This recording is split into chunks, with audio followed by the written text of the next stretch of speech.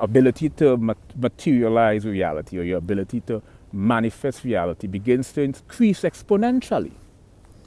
This exponential growth is a byproduct of how you are immersed into the art itself, because the art is like a ritual. It is a ritual. It's a ceremony, but it's an artistic ceremony. It's an artistic ceremony. It's an artistic ritual. And this is equivalent. We could parallel this phenomenon with it's prevalent amongst novelists, where they tend to realize that the protagonist in their movie would materialize before their very eyes. So here you have a human being